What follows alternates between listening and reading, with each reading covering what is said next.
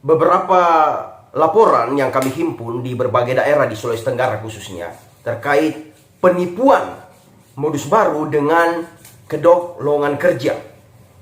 Satu contoh ya, satu kasus yang kami dapat dari salah satu kabupaten di Sulawesi Tenggara, bahwa ada perekrutan tenaga kerja yang menurut penyelenggara ini ada tahapan-tahapan. Yang pertama akan ada interview. Sebelum itu kan mereka ada kontek-kontekan dulu ya. Mungkin para pencari kerja ini melihat ada pengumuman mungkin melalui browsing-browsing begitu kan. Bagaimana sih kalau kita para pencari kerja, dan mungkin yang menyaksikan tayangan ini mungkin Anda adalah salah satu orang daripada pencari kerja itu. Nah, ketika sebut saja Asti ya, nama samaran. Si Asti ini mulai mendapatkan ketika browsing dan mendapatkan pengumuman dengan terkait lowongan kerja dengan iming-iming akan ditempatkan di luar negeri ataupun di dalam negeri dengan posisi beragam. Ada yang sebagai pramugari, ada yang sebagai staf maskapai penerbangan, ada juga sebagai karyawan atau karyawati di perusahaan-perusahaan besar tentunya, di kapal pesiar, di mana-mana saja. Nah, tawaran ini tentu sangat menggiurkan bagi teman-teman para pencari kerja ya, para pencari lowongan. Namun hati-hati. Nah, saya akan menceritakan dua kasus ya kali ini, dua kasus yang sudah masuk di keredaksian kami, karena kebetulan memang saya adalah seorang jurnalis dan juga sekaligus pemimpin redaksi media. Nah, ketika laporan dari masyarakat ini masuk, saya tertarik untuk mengangkat dalam sebuah berita. Saya sudah bagikan juga dalam berita online dengan judul hati-hati penipuan berkedok lowongan kerja. Saya sudah membagi itu di dalam berita online, dan saya sudah tayangkan pada hari ini, hari Selasa tanggal 23 November 2021. Anda juga bisa melihat ceritanya di sana. Nah, ketika telah ada kontek-kontekan bersama dengan penyelenggara ini, di sana disampaikan bahwa ketika telah lolos interview akan ada membayar, atau kewajiban kita membayar Rp200.000 untuk uang administrasi. Nah, tampaknya sih manis. Nah, katanya ketika ditanya kapan kami bayar 200.000-nya, oh nanti setelah lolos interview, kalau nggak lolos ya tidak usah. Nah, tapi nyatanya 100 pendaftar, 100-100-nya itu pun akan lolos di tahap interview. Nah, ini pancingan mereka yang pertama. Yang kedua, kemudian ketika semua orang telah lolos interview, nah, wajib dong bayar Rp200.000. Nah, bayangkan saja ya, bayangkan saja mereka yang menyelenggarakan ini, peminatnya itu kan banyak. Siapa sih yang tidak tergiur ya? Sebenarnya modus ini sih sudah lama, dan ini saya pun juga hampir terjebak dulu. Ketika itu saya masih ada di Jakarta, dan waktu itu modus seperti ini sudah banyak, sudah sering kali ya. Waktu itu ada tawaran untuk kerja di kapal pesiar ke luar negeri dengan modus sama mirip seperti ini juga. Namun sekali lagi saya mau jelaskan bahwa ada juga memang ya penyelenggara-penyelenggara yang memang resmi. Nah, makanya kita mesti hati-hati dan pilah-pilah. Ada penyelenggara-penyelenggara yang resmi juga, tetapi tidak semuanya resmi.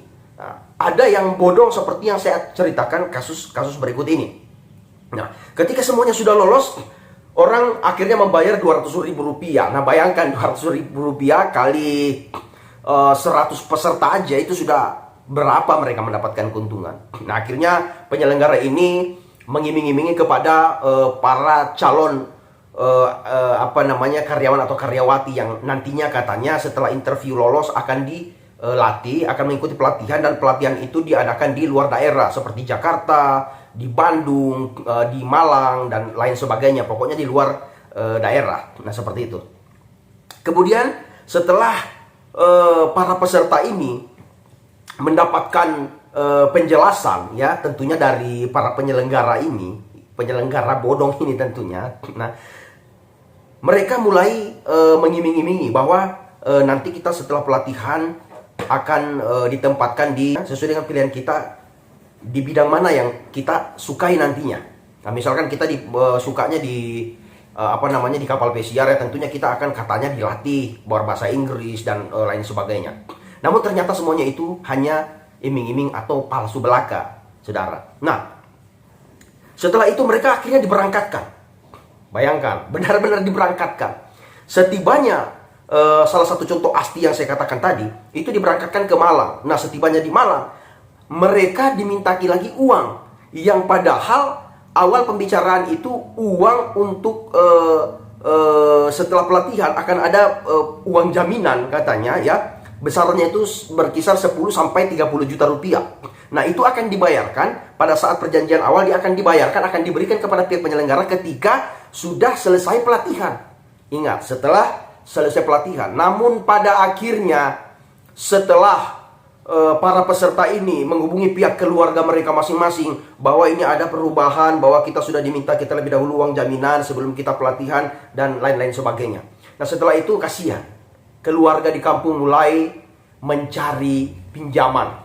Ada yang menggadaikan sertifikat, mungkin ada yang menggadaikan BPKB mobil, mungkin ada yang lain sebagainya. Berusaha dengan iming-iming tadi, bahwa anak saya akan berhasil, bahwa anak saya akan ke luar negeri, anak saya akan mendapatkan gaji yang sangat besar. Karena di situ tertera perkiraan gaji itu 15 sampai 40 juta, seperti itu, saudara. Jadi itu sangat menggiurkan, dan benar-benar iming-iming ini mempengaruhi banyak sekali orang, banyak sekali peserta pada saat itu.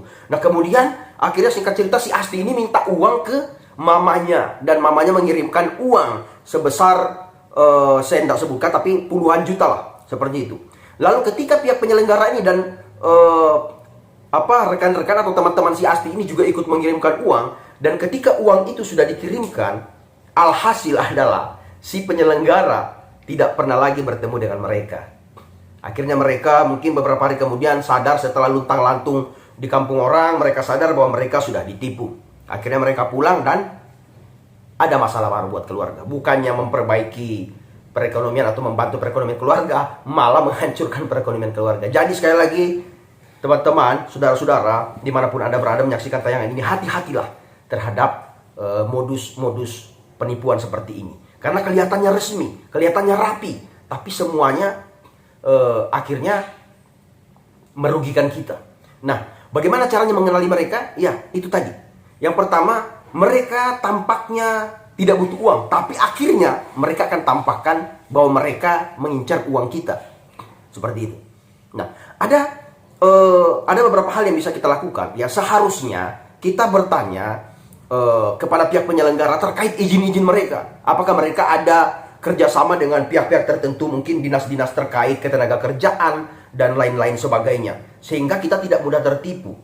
Nah, saudara, di satu contoh kasus lagi, ya sebut saja Joni, nama samaran juga, dari salah satu kabupaten juga di Sulawesi Tenggara, itu agak sedikit berbeda. Kalau si Joni ini mendapatkan lowongan memang dari browsing juga, tetapi dia masuk di salah satu web yang kelihatannya itu web resmi. Ya, di situ ada PT Pertamina, ada PT Buma di Kalimantan, ada PT Petrosi di Kalimantan, perusahaan-perusahaan besar yang membuat orang tergiur. Ya, karena untuk masuk di perusahaan-perusahaan ini tentunya sangat-sangatlah sulit. Ya, itu tentunya orang-orang yang selain dia punya latar belakang pendidikan yang baik, bukan cuma punya latar belakang pendidikan, tetapi juga yang jelas punya prestasi yang baik. Nah, masuk di perusahaan-perusahaan besar ini tentunya tidak mudah, tidak seperti itu. Namun mereka mengolah kata, bagaimana caranya supaya orang tertarik. Katanya kalau mau cepat kita harus ada bayar ini, kita harus kasih ke HRD uang sekian, uang jaminan, uang titipan, apalah seperti itu. Jadi hati-hati. Nah, singkat cerita, si Joni juga rupanya tertipu. Bukannya mendapatkan keuntungan, bukannya beruntung, tetapi buntung, saudara-saudara. Jadi saya mau katakan, saya mau pesankan buat kita semua, dan ini adalah pesan-pesan dari teman-teman yang sudah kena tipu juga, kena prank dari lowongan kerja ini. Berhati-hatilah, jangan mudah tergiur dengan gaji yang begitu besar, namun proses penerimaan karyawan itu tidak masuk di akal atau tidak sesuai dengan yang perusahaan-perusahaan yang resmi, ya, perekrutan perusahaan-perusahaan yang resmi. Ya, kita tahu bahwa ketika Pertamina atau perusahaan-perusahaan besar BUMN yang lain mengadakan perekrutan itu biasanya resmi. Bahkan biasanya itu ada iklan-iklan yang keluar atau penyampaian-penyampaian di media-media televisi seperti itu, nah saudara.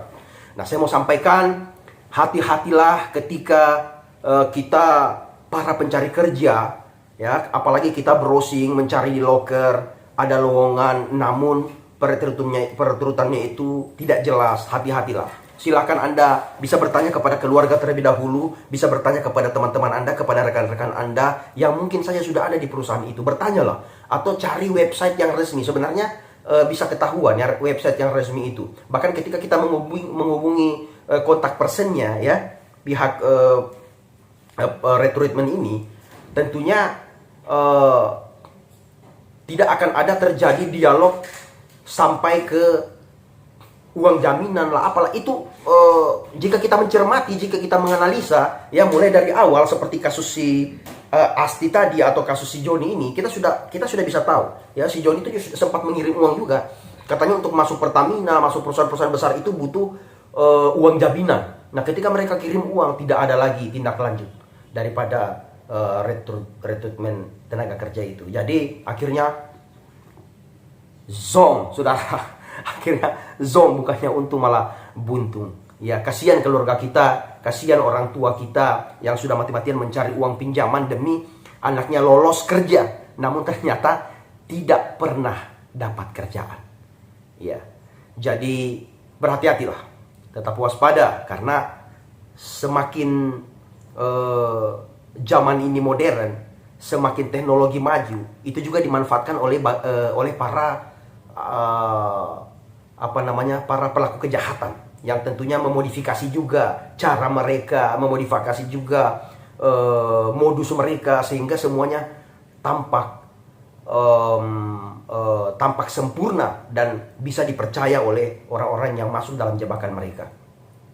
Seperti contohnya, ya, satu lagi saya berbagi, ada modus baru lagi, pencurian kendaraan dengan cara mereka berpakaian rapi masuk ke resepsi pesta, entah itu di hotel, entah itu di mana saja, tetapi mereka memantau siapa-siapa yang datang membawa kendaraan. Ketika mereka akan melancarkan aksinya, itu ada beberapa orang, dan yang satu mengawasi, yang satu berhubungan langsung dengan si pemilik kendaraan. Biasanya mereka akan masuk, perhatikan ini ya, mereka akan masuk dengan pakaian yang sangat rapi, bahkan kelihatan mungkin seperti seorang panitia penyelenggara. Lalu mereka akan berkata, minta maaf Bu, Pak, mobilnya menghalangi kendaraan yang lain yang akan keluar. Setelah itu mereka melaksanakan aksinya, dan yang punya kendaraan ini juga tidak menaruh curiga, ya, karena rapi, kelihatan seperti orang yang berkelas, namun sebenarnya mereka penipu. Jadi sekali lagi, hati-hati. Kejahatan terjadi, kata Bang Napi, bukan hanya karena ada niat pelakunya, tetapi juga karena ada kesempatan. Jadi waspadalah. Oke, sekian dulu dari saya. Saya Fianus Arung pamit undur diri. Nantikan terus tayangan-tayangan berikutnya, dan jangan lupa, terima kasih kalau yang sudah subscribe, teman-teman.